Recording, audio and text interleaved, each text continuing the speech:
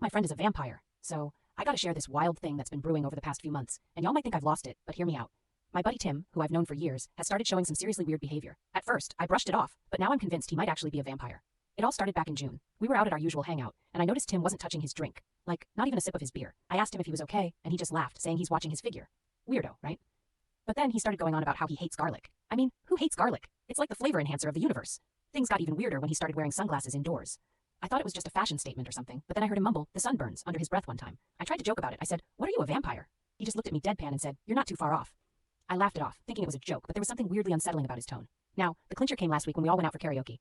That night, Tim totally transformed. He was on fire, singing like a pro, only it wasn't the typical wild karaoke fun. He was eerily good, belting out old-timey songs about love and loss, and then when it was time to take a break, he just vanished. Literally. One moment he was in the corner, and the next, poof, gone.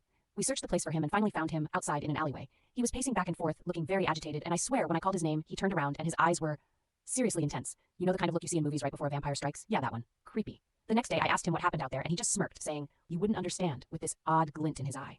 It felt like a scene out of a horror movie, like he was toying with me. Now, I'm not saying I'm 100% certain Tim has a thing for the blood of the living, but I started piecing things together. He never seems to have much cash on him, and when he does buy drinks, they're always the blood orange ones. What even is that? And I overheard him saying he's waiting for the right time to come out. Am I overreacting, or have you guys ever experienced anything like this? Should I confront him, or just keep a steak handy? Help me figure this out. TLDR, my friend might be a vampire. Weird behavior, intense eyes, and a serious aversion to garlic. What do I do?